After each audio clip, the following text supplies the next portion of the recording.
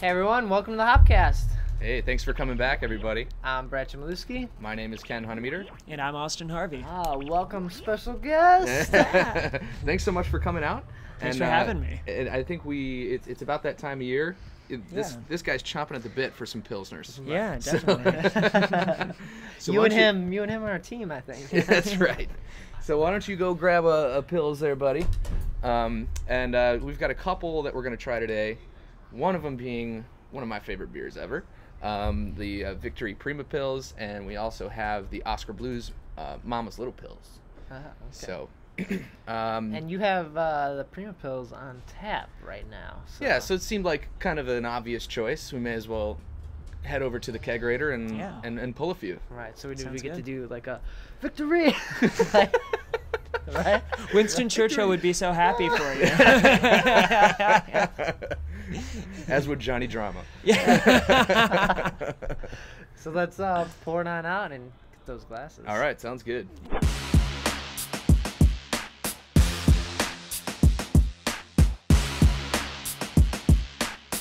So that we got a nice, clean straw, yellow.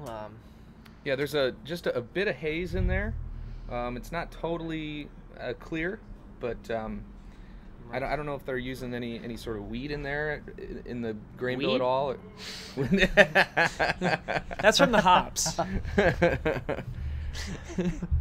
not smelling that. Yeah. But a good amount of carbonation. I'm getting Mm-hmm. nice bubbles in there. Yeah. And actually, one of the things that I love about this beer the most is the aroma on it. It has a great mixture of like kind of that Pilsner malt and a forward amount of hops in there. Very herbal, yeah. I couldn't help myself. I was like, drink. Trust me, Brad. I know how you feel. You gotta go ahead. I went for it. Yeah.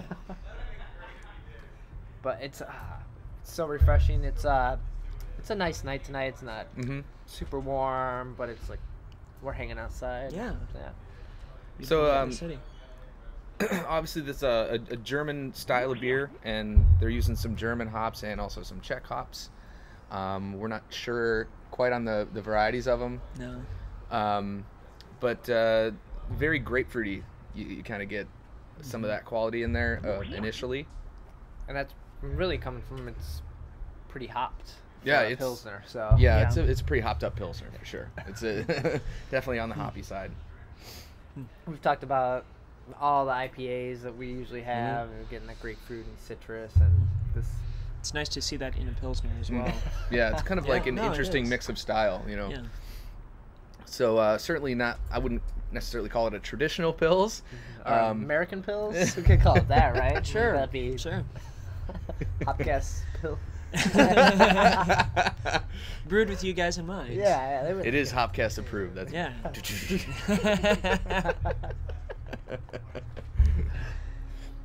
Oh yeah, it's pretty awesome. You got this on tap. Well, it can be problematic, because we've had some big beers in the house from time to time, and it gets to be a little much towards the end. You're just kind of like, but like honestly, I could have a few of these every day, no problem. And that's really why we made it May Hopcast Beer of the Month. Yes, it's especially like you were saying for nice summer days and stuff like that. Perfect go-to beer. Absolutely. So, what is this your favorite Pils, or what's your go-to? As far as Pilsners go, this is definitely nice doggy. Yeah, let the dog in. No, this is probably my favorite American Pilsner, I would say, just with, and again, like you guys said, it's the hops that do it. It's just, it's not, well, it's got that dryness that you would expect from like a German Pilsner, but the hops definitely give it kind of more of an American tinge to it, I guess. Yeah, for sure. So for anyone who's watching that doesn't know the Pilsner classification, what makes it a Pilsner? It's the grain, that Pilsner malt. So you get it's that weird. It's hard to describe the flavor you get from Pilsner malt, especially if they're using a lot of it, if that's the majority of the grain bill, which is usually the case with the Pilsner. But it's kind of it's almost like that weedy type of twinge to it that you know almost bready or something. Yeah. And I just think that the whatever hops that they use, they play very well with that Pilsner malt. Yeah. Well, let's continue on. Let's finish this one off. It's going to be tough. Yeah. Twist my arm. But we got the Oskar Blues coming up next. Yeah, coming up next, Oskar Blues, another great Pilsner. So Yeah. stay tuned.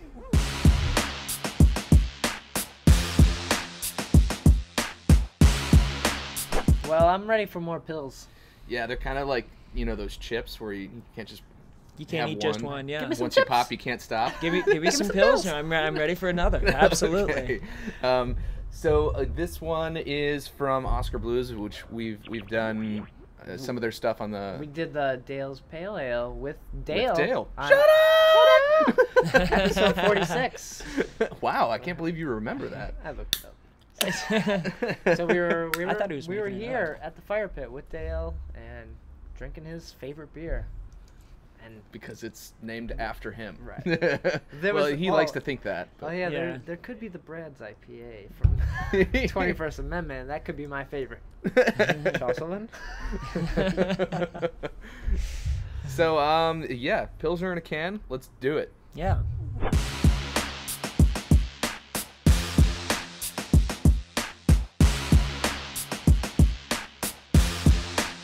Ken, my glass got smaller. Yeah. It's like Alice in Wonderland. That's the problem. You shouldn't have had the little yellow pills because it makes you smaller. But it kind of poured out cloudier and lighter. Well, you know what? Yeah. Like, I think it's condensation. Oh. Yeah. Because it's actually a very clear beer. This is clearer than the Victory, I think. Yeah. Okay. Yeah. Yeah, but But I thought the same thing too, and I'm like, oh, I just gotta. But it's definitely, I think, a little lighter. Like, well, it's clearer, so it's almost a little Lighter in more color, yeah. watery color. Water doesn't have color, so. Yeah. It is paler in color, yeah. All right, going back in. So, but nice little head on there and decent lacing. So I'm Yeah. expecting some good hops from it again. Mm-hmm. It's certainly on the aroma far less, more subdued as far as the hops are concerned. You know, Almost kind of a honey aroma. Mm-hmm. I'm getting a little more wheat with it too. Mm-hmm. But there is that like a tiny bit of spice on the nose There from is. there. But yeah, cheers. Cheers, yeah. Got some more pills. Yeah.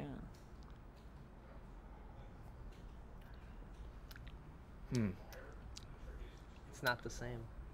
It's certainly it's It a is far not. different take on the same style.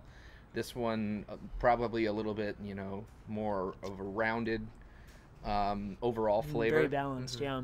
Mm-hmm. You're not gonna get that same kick in the face of the hops. Still very drinkable though. Oh, excellent. Yeah, I think really nice.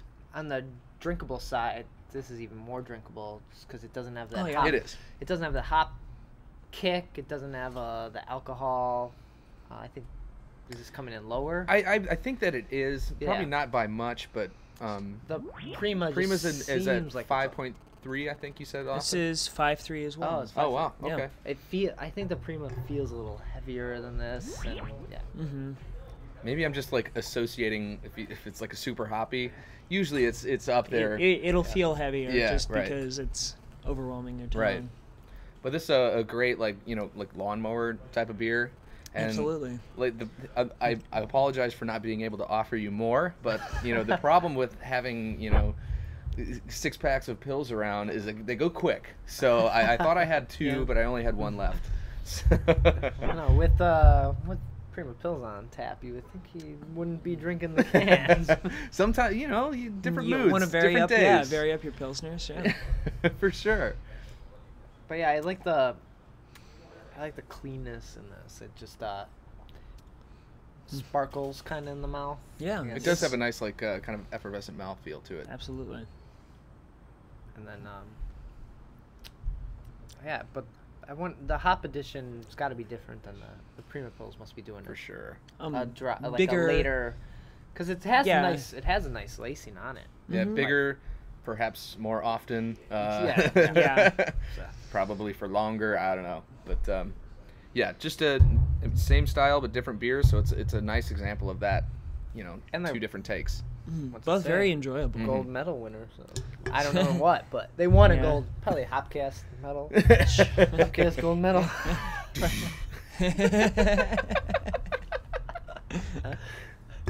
But the Oskar Blues is really just always. I love all their Very beers. consistent. Like yeah. I couldn't be like, yeah, that one's not good. But no, I Dale's have is never- good. 1050's good. What's the Scotch? They got the Oh, Old Old Chub. Chub. Old Chub, That's yeah. a great Scotch ale. It is. Yeah. So love yeah, the Gordon just too. another. And Yeah. this was your first. You had never had the. I never Yella had Pils. this. I like it a lot. I think it's very enjoyable. I could definitely see myself keeping a 6 of this in the fridge if Mhm. they distributed to Right. Chicago. Yes. So road trip. Beermapping.com.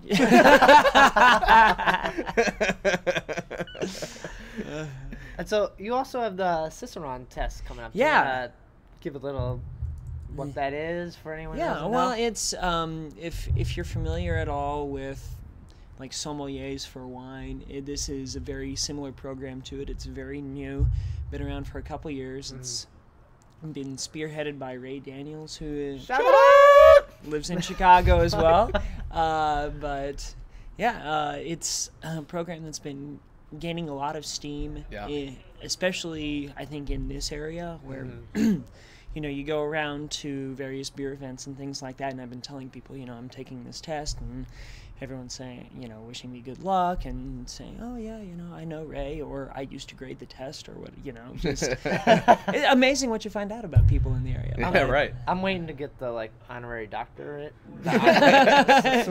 Cicerone University. Yeah, honorary.